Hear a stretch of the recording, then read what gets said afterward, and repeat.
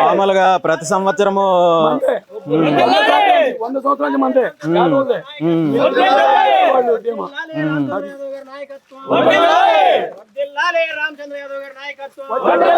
ఇప్పుడు గతంలో ఎప్పుడైనా ఇలా అడ్డుకున్నారన్నా? అది ఇంతవరకు లేదు సార్. ఫస్ట్ కావాలని నా కొడుకులు 10 రోజులు చెప్తున్నారు. 200 మనం చేయలేకపోతున్నాము. మనకు అధికారం ఉంది, పార్టీ ఉంది, ఏం దిగుతారని చెప్పి అది కాదు సార్. మొబైల్ చిన్న చిన్న పిల్లల్ని చూసా సార్, వీడియో చూసాను. ఆడపిల్లల్ని పుట్టుకొని రోడ్డు మీద ఈడ్చింది సాంబశివరావు గారు గౌరవ మనల్ని పరమేశ్వరం మేము ఒప్పుకోలే మేము ఒప్పుకోం సార్. మేము మా నాయకుడు వస్తున్నాడు, మేము ఏదో మీరు తెలుసుకుంటాం అని చెప్పాము. ఎందుకంటే వాళ్ళు వస్తారు, వాళ్ళు 20 వస్తారు వెళ్ళిపోతారు. మీ పరిస్థితి ఏంటి? ఏమి ఉండాలి కదా. ఏమవుతుంది? ఇదేమన్నా పాకిస్తాన్ లో ఉన్నామన్నా, రేపు పొద్దున్న వేయడానికి ఇంకోటి అవ్వడానికి. అదే మాట భారతదేశంలో ఆంధ్రప్రదేశ్ లోనే కదా ఉన్నాము. దానిలోనే ఉన్నాం సార్. సరే చంపుతారా చంపండి, లేదా ఒక పని చేయండి, తీసుకున్నారా అండి, కేసు గడిపోదాం, కేసు పెట్టుకుందాం. మేము తెచ్చినా మీకు సంబంధం లేదు, మీరు తెచ్చినా మాకు సంబంధం లేదు. కొట్టుకున్నా అట్లా పడి బయటకు అందాం. దానికి ఇష్టపడుతున్నాం. అదేంటే వాళ్ళు హామీ ఉందని చెప్పి పార్టీ ఉందని చెప్పి వాళ్ళు ధీమా చూపించారు. పొలుగుబడి మనకి అర్థం కాదు. పార్టీ ఉంటే మంచి చేయడానికో ప్రభుత్వం గానీ దాడులు చేయడానికో లేదంటే అరాచకాలు చేయడానికో కాదు కదన్నా. ఇదేం రాజరికం కాదు, లేదంటే సంస్థానాలు దీంట్లో లేము కదా, మనము ప్రజాస్వామ్యంలో కదా. 150 ఇల్లు మన 10 ఇల్లు ఏం దిగుతారు? మాకు పార్టీ అధికారం ఉంది, కింద మేమే పైన మేమే. ఏం దిగుతారు నచ్చుతుంది, అంత లేదు. కింద మేమే పైన మేమే.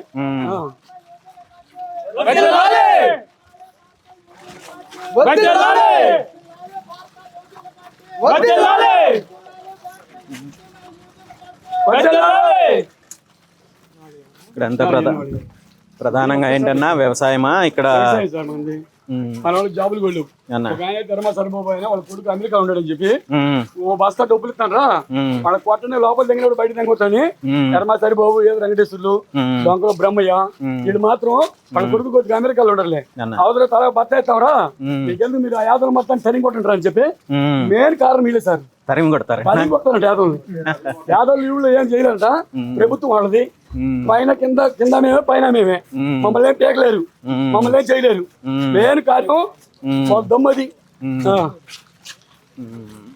దమ్మది వాళ్ళది, అంతకు మించి చేయలేదు. అది కదా మళ్ళీ మన ఓట్లతో గెలిచిన వాళ్ళు, మన ఓట్లు లేకపోతే వాళ్ళకి డిపాజిట్లు కూడా వాళ్ళకి.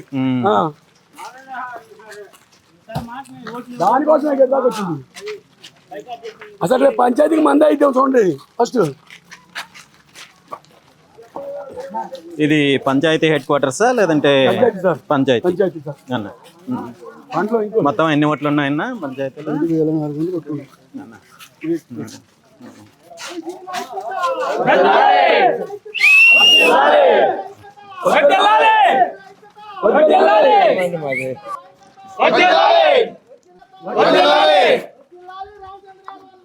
40.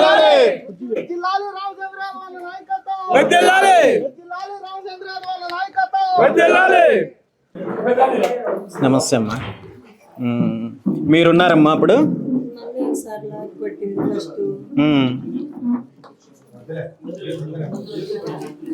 దేనికని కొట్టారమ్మా? దేనికని కొట్టారంటే మా మామయ్య మీదకి వచ్చారండి గొడవకి. ఆయన లాస్ట్ స్టేజ్ లో ఉన్నాడు, ఆయనకి ఆరోగ్యం బాగలేదు, ఆయన ఇంటి మీదకి మీరు రావద్దు, ఎల్లండి అని అన్నా నేను. అని అంటే వాళ్ళు ఏం చేశారు, కాదు కూడదు, మిమ్మల్ని లాగి ఈడ్చి చంపాలి, అప్పుడు వాళ్ళ సంగతి తేలవాలి అని నన్ను ఎట్టబడితే అట్ట మాట్లాడి పేరు నవీన్ అనే అతను జుట్టు పట్టుకొని ఏడ్చుకెళ్ళాడు. ఏడ్చుకెళ్ళి రోడ్డు మీద పడేసి అట్లా అంటే అట్లా కొట్టాడు. కొట్టినాక తర్వాత అతను వచ్చిన తర్వాత మళ్ళీ పేరుని రమేష్, గాడిపత్తి వాసు, పేరును గోపి, గాడిపత్తి పవను, వీళ్ళందరూ ఈ ఊరు వాళ్ళేనమ్మా? ఈ గ్రామస్తులే మొత్తం ఎవరు ఊరు బయట వాళ్ళు లేదు. వాళ్ళందరూ కర్రలు అవి తీసుకొని పైకి లేవకుండా చుట్టు పట్టుకొని ఈడ్చుకొని కొట్టారండి. ఎట్లా అంటే అట్లా కొట్టారు.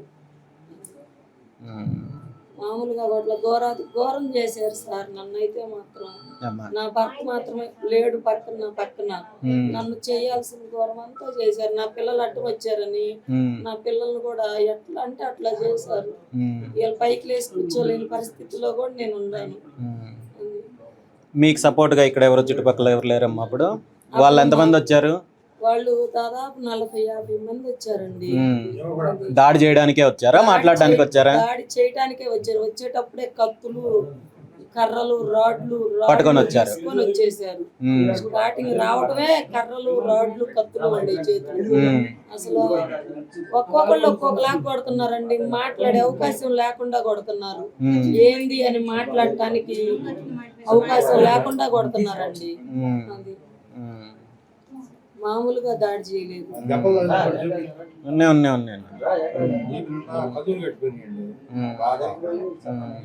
సార్లు కొట్టారండి.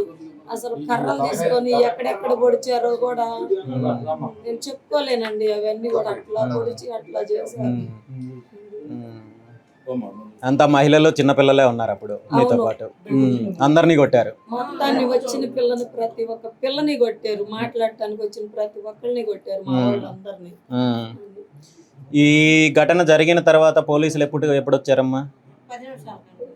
జరిగేటప్పుడే వచ్చారు. ఈ ఘటన స్టార్టింగ్ ఉన్నారా? పోలీసులు ఉన్నారా ఇక్కడ? పావు గంటకు వచ్చారు. ఈ ఘటన జరిగిన పావు గంటకు అడ్డుకోలేదా మరి వాళ్ళు? వాళ్ళు ఏం చేశారు, వాళ్ళు వచ్చేటప్పుడు వాళ్ళు తప్పుకొని వెళ్ళిపోయారు. మేమందరం దెబ్బలు తగిలిన వాళ్ళం, పరిగెత్తలేని పరిస్థితిలో ఉన్నాం కదా. మేము అక్కడే ఉండేలేకే వాళ్ళు ఏం చేశారు, వాళ్ళే మేము అనుకొని మమ్మల్ని 2-3 కొట్టారు. పోలీసులు మళ్ళీ మిమ్మల్ని కొట్టారు? పోలీసులే మమ్మల్ని కొట్టారు. వాళ్ళు అనుకొని కొట్టారా, కావాలని కొట్టారమ్మా? వాళ్ళు అనుకోనే కొట్టారండి. వాళ్ళు వస్తానే కొట్టారు. పరిగెత్తి వస్తానే గుంపుగా ఉన్నాం కదా మేము, దెబ్బలు తగిలి ఎక్కడికక్కడికి ఎటు కదలలేని పరిస్థితిలో. అందుకని వాళ్ళే మేము అనుకొని పోలీసులు. వాళ్ళు మొత్తం ఎంతమంది వచ్చారమ్మా? వాళ్ళు మొత్తం 50 మంది వచ్చారు. ఎంతమంది మీద ఇప్పుడు కేసు పెట్టారు? ఎంతమంది మీద పెట్టారన్నా? ఎఫ్ఐఆర్ 7 మంది మీద చేశారు. ఇప్పుడు వచ్చిన 50-60 మంది ఈ గ్రామస్తులే కదా, వాళ్ళందరూ ఎవరనేది ఐడెంటిఫై అవుతుంది కదా. మీరు ఇచ్చిన కంప్లైంట్ లో వాళ్ళ గురించి డీటెయిల్స్ ఇచ్చారు కదా, ఎవరు దాడి చేశారు? తీసుకోలేదు సార్. నేను ఇంకో స్టేషన్ లో నేను ఇచ్చా. జరగంగానే వెంటనే అరగంటకు పోయి నేను ఇచ్చిన కంప్లైంట్ 18 మంది పేర్లు రాసి నేను ఇచ్చా. ఇచ్చిన కంప్లైంట్ వాళ్ళు తీసుకోలేదు సార్. అది అసలు కంప్లైంట్ తీసుకోలేదు. అసలు కంప్లైంటే పేర్లు రాపించుకున్నారు. మ్యాటర్ రాపించుకోండి ఏందండి అని నేను అడిగా. అడిగితే ఆయన అన్నాడు, చీరాలు వెళ్ళారు గమ్మ మీ వాళ్ళు, అది వచ్చినాక దానికి యాడ్ చేస్తాం మీ పేర్లు అన్నారు. అట్లా కూడా యాడ్ చేయాల. మీరు ఇచ్చిన 18 మందిని, మీరు గుర్తించిన 18 మందిలో ఎంతమంది పేర్లు పెట్టారమ్మా ఇప్పుడు ఎఫ్ఐఆర్ లో? ఇప్పుడు ఎఫ్ఐఆర్ లో 6 పేర్లు పెట్టారు. 6 పేర్లు. ఏం రాశారు అసలు? ఎఫ్ఐఆర్ ఏం రాశారన్నా? ఎఫ్ఐఆర్ లో ఏం రాశారు? అందులో ఎంతమందిని అరెస్ట్ చేశారు? 7 మందిని అరెస్ట్ చేశారు. ఇప్పుడు ఆ 50 మంది ఈ ఊర్లోనే ఉంటున్నారా? నాయకులే ముందు చేపించారు. ఎందుకంటే దేవుడి గుడి కాడ వాళ్ళ దాన్ని మేము చేసాం కదా, నాయకులే ఉండి. ఇప్పుడు గుడి దగ్గర చేసే ఊరేగింపు కార్యక్రమం ఈ రోజు కొత్తగా చేస్తున్నారా? గతంలో 100 సంవత్సరాల నుండి చేస్తున్నారు. ఆ గతంలో లేని అబ్జెక్షన్ ఇప్పుడు ఎందుకు వచ్చిందన్న? ఇప్పుడు ఎందుకు వచ్చిందంటే వాళ్ళకి ఉండాలి.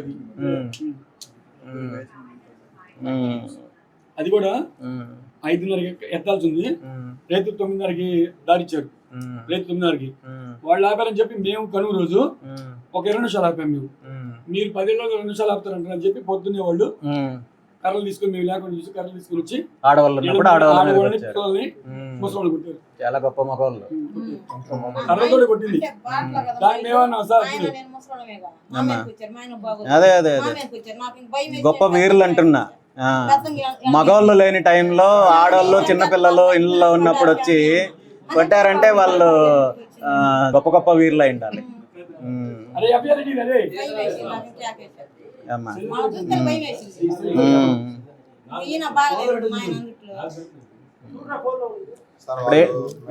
అధికారం ఉందని ఒక మదంతో వీళ్ళని కొడితే ఎవరు అడిగే వాళ్ళు లేరని చెప్పి వచ్చేసేసి రాక్షసులు నాది పక్క ఊరు, నేను వాళ్ళ తమ్ముడిని. నేను అక్కడి నుంచి రావడానికి కూడా రానియకుండా చేసి అక్కడ ఊళ్ళో ఫోన్ చేసి వాడు రాత్రి ఒక 20 మందిని తీసుకొచ్చి గొడవ చేయడానికి ఎన్ని కారణం చేశారని నన్ను కూడా వస్తే స్టేషన్ లో కూర్చోబెట్టి చేస్తారు, పాత కేసు కూడా చెప్పి అనేది పెడతారని చెప్పేసి నన్ను అక్కడే లాక్ చేయించారు. ఇప్పుడు ఏంటన్నా మీ డిమాండ్ ఏంటి అసలు? మీరు ఏం చేయాలని? లేదు సార్, మనకి వాళ్ళు 40 వాళ్ళు 100 మంది కలిసి 20 పెట్టి కొట్టారు కాబట్టి సరే గట్టిగా తీసుకున్నాం సార్. ఏదైనా మీ దయ, మీరు అటు చేసి నడుస్తాం. మళ్ళీ అంటే మళ్ళీ వాళ్ళు ఏమైనా దాడి చేసే అవకాశం ఉందనే ఇది ఉందా మీకు? అలాంటి అవకాశాలు ఉన్నాయా? మళ్ళీ దాడి చేస్తారు అనే అవకాశాలు కాదు, అదే మనం కొట్టుంటే ఖచ్చితంగా 6 గంటల మొత్తం లోపల కూర్చోబెట్టలేదు వాళ్ళు కాబట్టి 24 గంటలు కూడా వాళ్ళ మీద చర్య తీసుకోలేదు. ఇప్పుడు మెయిన్ వాళ్ళని ఆ 7గురినైనా మెయిన్ వాళ్ళని అరెస్ట్ చేయలేదు, ఎవరో అనామకులను తీసుకొని వచ్చి పెట్టారు, అరెస్ట్ చేశారు. మెయిన్ వాళ్ళని ఎవరిని అరెస్ట్ చేయలేదు. వాళ్ళని అనేది కానీ చేసినట్టయితే, వాళ్ళని అనేది మాకు ఇది చేసినట్టయితే మేము ఇదిగా ఉండేవాళ్ళు. మెయిన్ వాళ్ళని అక్కడే పెట్టారు కదా, డమ్మీ వాళ్ళని పెట్టారు లోపల. ఆ మెయిన్ వాళ్ళు మళ్ళీ 10 రోజులు ఆగినాక మళ్ళీ మా మీదకి రారని గ్యారెంటీ ఏముంది? సార్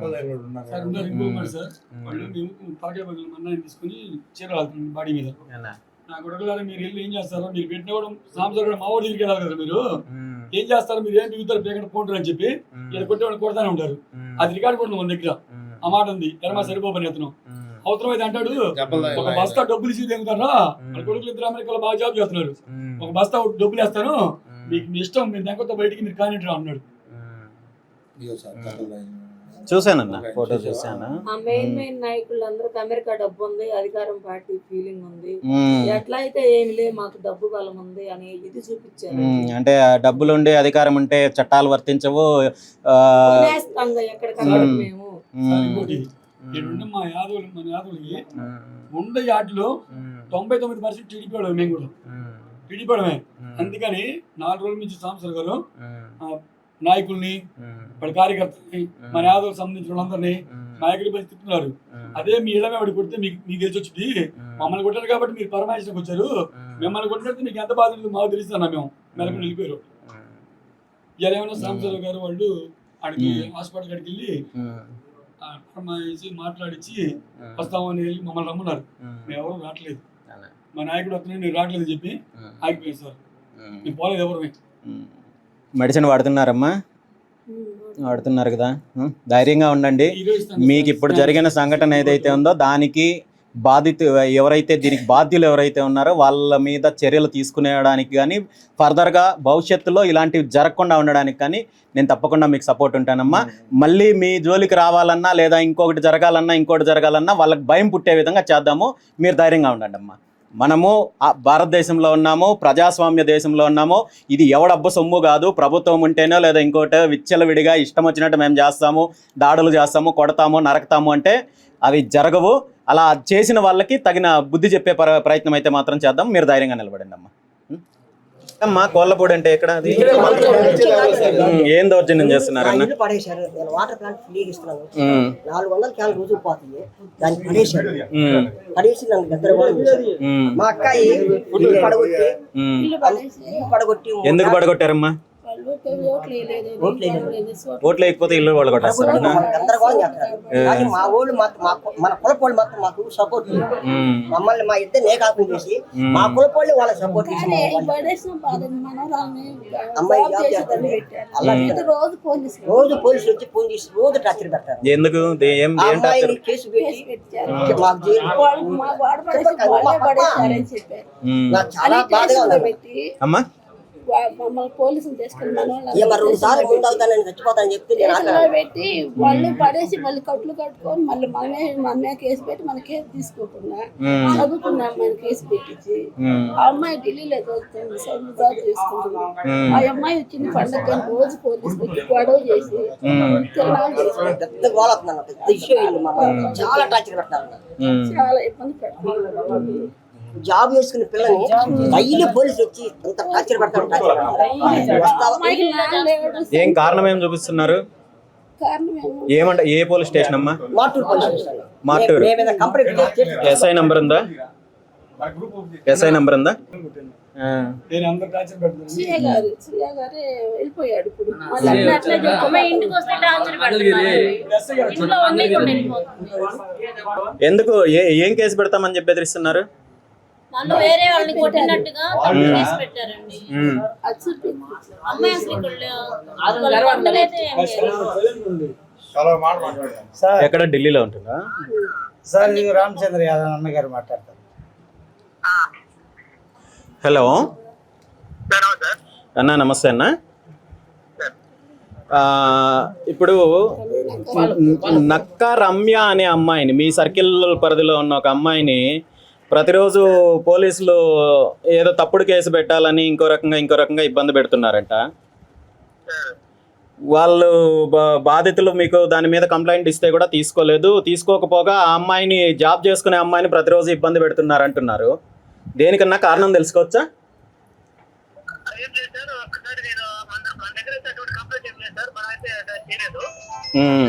వాళ్ళు అక్కడ స్థానికంగా ఉన్న ఎవరైతే అధికార పార్టీకి సంబంధించిన వాళ్ళ ప్రోద్బలంతో ఈ అమ్మాయిని జాబు చేసుకుంటుంటే ఆ అమ్మాయిని ఇబ్బంది పెట్టాలని, తప్పుడు కేసులు పెట్టాలనే ప్రయత్నం చేస్తున్నారన్న. దయచేసి మీరు ఒక్కసారి ఎంక్వైరీ చేసి ఆ ప్రయత్నాలు మానుకోమని చెప్పండి మీ వాళ్ళని. నిజంగా ఈ ప్రాంతంలో చాలా ఇష్యూలు ఉన్నాయి, చాలా రకాలుగా, ముఖ్యంగా బీసీల పైన దాడులు జరుగుతున్నాయి. ఇలాంటి తప్పుడు కేసుల గురించో లేదా ఇంకో రకంగా పోలీసు వాళ్ళు ఇబ్బంది పెట్టితే మాత్రము డెఫినెట్గా దీని మీద నేను ఫర్దర్గా ముందుకెళ్లాల్సి వస్తుందన్న. మీ వాళ్ళకి ఇంటిమేషన్ ఇవ్వండి అన్న.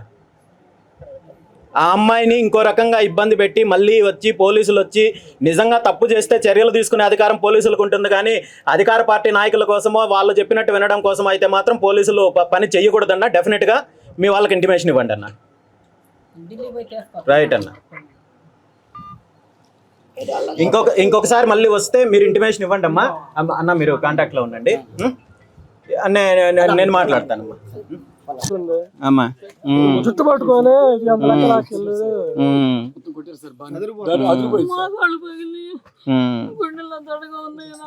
ఏం కాదు, ధైర్యంగా ఉండండి అమ్మా, ధైర్యంగా ఉండండి. 3 మాటలు వచ్చారు, ఒక మళ్ళీ కూడా కాదు. మీ వయసుకి మీ మీద దాడి చేశారంటే వాళ్ళు ఎంత చేతగాని దద్దంలో అర్థం చేసుకోవచ్చమ్మా. ఏం కాదు, మీరు ధైర్యంగా ఉండండి అమ్మా, మీరు ధైర్యంగా ఉండండి. ఏమీ కాదు, మళ్ళీ ఇలాంటివి జరగవు. మీరు ధైర్యంగా ఉండండి అమ్మా, ప్రశాంతంగా ఉండండి.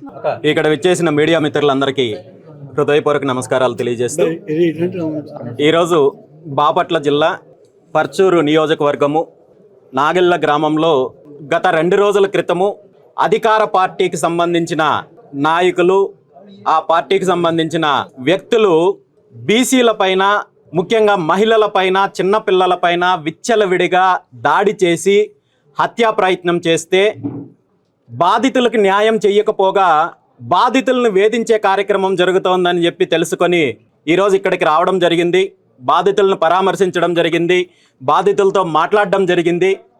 ఆంధ్రప్రదేశ్ రాష్ట్రంలో మేము అధికారంలోకి వస్తే బీసీలకు రక్షణ కల్పిస్తాము, బీసీ రక్షణ చట్టం తీసుకొని వచ్చి మేము న్యాయం చేస్తామని చెప్పి హామీ ఇచ్చి అధికారంలోకి వచ్చిన ముఖ్యమంత్రి చంద్రబాబు నాయుడు గారు తన అధికారంలోకి వచ్చిన 20 నెలల కాలంలో రాష్ట్రంలో విచ్చలవిడిగా యథేచ్ఛగా బీసీల పైన హత్యలు, దాడులు, అరాచకాలు జరుగుతున్నప్పటికీ కూడా ప్రభుత్వం దీని మీద ఇప్పటి వరకు తీసుకున్న చర్యలు శూన్యమని చెప్పాలి. ఈ 20 నెలల కాలంలో అనేక హత్యలు జరిగాయి, దాడులు జరిగాయి. అధికారాన్ని అడ్డం పెట్టుకొని మరీ ముఖ్యంగా విర్రవీగి ఈరోజు బీసీల పైన మీరు ఏం చేసుకుంటారో చేసుకోండి అని చెప్పి కనీసము బాధితుల తరపున పోలీస్ స్టేషన్లకు వెళ్ళి కంప్లైంట్ ఇచ్చే పరిస్థితి కూడా ఈరోజు ఈ రాష్ట్రంలో బీసీలకు లేదంటే రాష్ట్రంలో పరిస్థితులు ఎలా ఉన్నాయో చూడొచ్చు. మరీ ముఖ్యంగా ఈరోజు ఈ గ్రామంలో జరిగిన సంఘటన గురించి తెలుసుకుంటే 2 రోజుల క్రితము సంక్రాంతి సందర్భంగా అనాదిగా సుమారు 100 సంవత్సరాల కాలం నుండి చెన్నకేశవ స్వామికి జరిగే ఊరేగింపు ఏదైతే కార్యక్రమం ఉందో అది ఏదో ఒక రకంగా అడ్డుకోవాలి, మాకు అధికారం ఉంది, మేము అధికారంలో ఉన్నాము, మాకు అధికార పార్టీ అండ ఉంది అని చెప్పి అధికార మదంతో ఒక సామాజిక వర్గము ఇక్కడ ఉన్న బీసీల పైన దాడి చేయడానికి, అదేవిధంగా అడ్డుకోవడానికి ప్రయత్నం చేస్తే వాళ్ళందరూ కూడా పండగ సందర్భంగా సంయమనం పాటించి ఆ ఊరేగింపు కార్యక్రమాన్ని పూర్తి చేసుకొని తర్వాత రోజు ఎవరి పనులు వాళ్ళకు వెళ్తే మగవాళ్ళందరూ ఇళ్లలో మగవాళ్ళు లేని సమయం చూసి ఆడవాళ్లపైన చిన్నపిల్లలపైన సుమారు 50-60 మంది మారణాయుధాలు కర్రలు కత్తులతో దాడి చేసి వచ్చి విచ్చలవిడిగా హత్యా ప్రయత్నం చేసి ఆడవాళ్లపైన దాడులు చేసి చిన్నపిల్లలపైన దాడులు చేసి మేము అధికారంలో ఉన్నాము, మేమేమైనా చెయ్యగలమని చెప్పి నేరుగా భయపెట్టించే ప్రయత్నం చేస్తే ఇప్పటి వరకు పోలీస్ వ్యవస్థ నేరుగా దాడి చేసిన వాళ్ళపైన కానీ దీని వెనక ఉన్న వాళ్ళపైన కానీ ఎటువంటి చర్యలు తీసుకోకుండా కేవలం మభ్యపెట్టడం కోసము ఈ దాడికి సంబంధం లేని వాళ్ళనో ఎవరో అనామకులను ఒక 7 మంది మీదో 8 మంది మీదో కేసు పెట్టి ఆ తంతు పూర్తి చేసే ప్రయత్నం చేస్తున్నారు తప్ప నిజంగా ఈ దాడిలో పాల్గొన్న వాళ్ళపైన కానీ ఈ దాడికి బాధ్యులైన వాళ్ళపైన కానీ ఎటువంటి చర్యలు తీసుకోకపోవడము చాలా శోచనీయము. ఈరోజు జిల్లా ఎస్పీ గారిని ఒకటే కోరుకుంటున్నాను, నాగెళ్ల గ్రామంలో జరిగిన సంఘటనకు సంబంధించిన బాధ్యులు ఎవరైతే ఉన్నారో, ఎవరైతే దాడిలో పాల్గొన్నారో బాధితులు వాళ్ళను గుర్తించి నేరుగా పోలీస్ స్టేషన్లో కంప్లైంట్ ఇస్తే కూడా తీసుకోకుండా మీకు నచ్చిన పేర్లు ఎవరైతే అధికార పార్టీకి సంబంధించిన వాళ్ళు ఇచ్చిన పేర్లు తీసుకొని వచ్చి కేసుని నీరుగార్చే ప్రయత్నం జరుగుతోంది. దీని మీద మీరు వెంటనే చర్యలు తీసుకొని ఎవరైతే దాడులు చేశారో వాళ్ళ మీద మీరు కఠినమైన చర్యలు తీసుకొని కేసు రిజిస్టర్ చేసి అరెస్ట్ చేయాలని చెప్పి ఈ సందర్భంగా జిల్లా ఎస్పీ గారిని కోరుకుంటున్నాను. అదేవిధంగా ముఖ్యమంత్రి చంద్రబాబు నాయుడు గారిని ఈ సందర్భంగా ఒకటే డిమాండ్ చేస్తున్నాను, ఈ 20 నెలల కాలంలో బీసీల పైన జరిగిన దాడులు కావచ్చు, హత్యలు కావచ్చు మీకు తెలియంది కాదు. మీకు నిజంగా చిత్తశుద్ధి ఉంటే మీరు ఇచ్చిన మాట నిలబెట్టుకునే ఆలోచన మీకుంటే ఇప్పటికైనా కళ్ళు తెరిచి బీసీ రక్షణ చట్టాన్ని తీసుకురావాలని చెప్పి డిమాండ్ చేస్తున్నాము. కేవలం ఈ ఒక్క సంఘటనే కాదు, రాష్ట్ర వ్యాప్తంగా అనేక సంఘటనలు జరుగుతున్నాయి, అనేక రకాలుగా దాడులు జరుగుతున్నాయి. అయినప్పటికీ కూడా బీసీ రక్షణ చట్టం విషయంలో కనీసము నోరు మెదకపోవడానికి కారణం ఏంటంటే ఈరోజు దానికి ప్రత్యక్ష ఉదాహరణ ఇక్కడ నాగెళ్ల గ్రామంలో జరిగిన సంఘటన. నిజంగా ఈరోజు బీసీ రక్షణ చట్టం అమలు జరిగిందంటే ఈరోజు ఈ గ్రామంలో జరిగిన సంఘటనకు చంద్రబాబు నాయుడు గారి సొంత సామాజిక వర్గానికి సంబంధించిన వ్యక్తులపైన ఆ చట్టం ప్రయోగం చేయాల్సిన పరిస్థితి వచ్చిండేది. కాబట్టే ఈరోజు చంద్రబాబు నాయుడు గారు మీనమేషాలు లెక్కిస్తూ బీసీలను వంచే ప్రయత్నం చేస్తున్నారు. ఇప్పటికైనా మీరు బీసీ రక్షణ చట్టం తీసుకురానట్టయితే, ఎవరైతే బాధితులకు న్యాయం చేయనట్టయితే మాత్రం ఖచ్చితంగా దీన్ని పర్యవసనాలను మీరు ఎదుర్కోవాల్సి వస్తుందని చెప్పి ఈ సందర్భంగా తెలియజేస్తూ, బాధితులకు న్యాయం జరిగేంత వరకు పూర్తి అండగా ఉంటామని చెప్పి భారత చైతన్య యువజన పార్టీ పూర్తి స్థాయిలో వారికి సహాయ సహకారాలు అందిస్తామని చెప్పి, అదేవిధంగా ఈ సంఘటన బాధ్యులపైన చర్యలు తీసుకునేంత వరకు పోరాటం చేస్తామని చెప్పి ఈ సందర్భంగా తెలియజేస్తూ అందరికీ ధన్యవాదాలు తెలియజేస్తున్నాను. Thank you. బీసీ రక్షణ చట్టం సాధించి మీరు ఎటువంటి కార్యాచరణ చేపట్టారు? చంద్రబాబు నాయుడు గారు గతంలో ప్రభుత్వము తన అధికారంలోకి రావడానికి ముందు ఈ రాష్ట్రంలో బీసీ రక్షణ చట్టం తీసుకొని వస్తామని చెప్పి ఆయన చెప్పారు. ఆయన పుత్రరత్నం లోకేష్ నాయుడు గారు చెప్పారు. తెలుగుదేశం పార్టీ మేనిఫెస్టోలో పెట్టారు. కానీ అధికారంలోకి వచ్చిన 20 నెలల కాలంలో ఆ దిశగా కనీసం కమిటీ నియామకం కానీ దానికి సంబంధించిన చర్చలు కానీ ఎటువంటివి లేకుండా బీసీలను వంచే ప్రయత్నం చేస్తున్నారు. దీనికి సంబంధించి బీసీవై పార్టీ గతంలో అనేక వేదికల్లో, అనేక సమావేశాల్లో, అనేక సంఘటనలు జరిగినప్పుడు స్పష్టంగా డిమాండ్ చేయడం జరిగింది. ఈ మధ్య కాలంలో కూడా విజయవాడలో బీసీ రౌండ్ టేబుల్ సమావేశం ఏర్పాటు చేసి బీసీ మహాసదస్సు ఏర్పాటు చేసి దీని మీద స్పష్టంగా ప్రభుత్వాన్ని డిమాండ్ చేయడం జరిగింది. అయినప్పటికీ కూడా చంద్రబాబు నాయుడు గారి ప్రభుత్వం ఆ దిశగా ఒక్క అడుగు కూడా ముందుకెయ్యకుండా తనకు కావాల్సిన పత్రికల ద్వారా ఇంకా తప్పుడు ప్రచారాలు చేసే ప్రయత్నం చేస్తున్నారు. కాబట్టి వచ్చే నెల 22వ తేదీన బీసీ మహాగర్జన పేరుతోటి ఒక భారీ బహిరంగ సభ కూడా ఏర్పాటు చేస్తున్నాము. ఆంధ్రప్రదేశ్ రాష్ట్రంలో ఉన్న బీసీలకు న్యాయం జరిగేంత వరకు అభివృద్ధి పరంగా కావచ్చు, హక్కుల పరంగా కావచ్చు, ఆత్మగౌరవం కోసం కావచ్చు, అధికారం కోసం కావచ్చు, పూర్తి స్థాయిలో బీసీవై పార్టీ పోరాటం చేస్తుందని చెప్పి ఈ సందర్భంగా తెలియజేస్తున్నాను. బీసీ రక్షణ చట్టం తీసుకువస్తే ఇప్పుడు జరుగుతున్న బీసీలపై ఇప్పుడు జరుగుతున్నటువంటి దాడులు లాంటివి జరగవంటారా? డెఫినెట్గా రక్షణ చట్టం ఉన్నప్పుడు ఖచ్చితంగా ఎవరైతే దాడులు చేయాలనుకుంటారో, హత్యలు చేయాలనుకుంటారో, బీసీలను వంచాలనుకుంటారో వాళ్ళందరిపైన కూడా చట్టపరంగా చర్యలు తీసుకునే అవకాశం ఉంటుంది. కాబట్టి చంద్రబాబు నాయుడు గారు మీనమేషాలు లెక్కిస్తున్నారు. ఈరోజు బాపట్ల జిల్లాలో ఈ సంఘటన జరిగింది. 2 రోజుల క్రితము ప్రకాశం జిల్లా కనిగిరి నియోజకవర్గంలో ఒక బీసీ యువకుడి పైన 2 గంటల పాటు గుడ్డలు ఉడదీసి కట్టేసి విచక్షణారహితంగా దాడి చేయడం జరిగింది. ఇలాంటి సంఘటనలు రాష్ట్ర వ్యాప్తంగా అనేక సంఘటనలు జరుగుతున్నప్పటికీ కూడా వీరిపైన చర్యలు తీసుకునే ప్రయత్నము ప్రభుత్వం చేయడం లేదు కాబట్టే బీసీ రక్షణ చట్టం ఆవశ్యకత ఉంది అనే విషయాన్ని గుర్తు చేస్తున్నాము. ఖచ్చితంగా రక్షణ చట్టం వచ్చేంత వరకు కూడా పోరాటం చేస్తాం.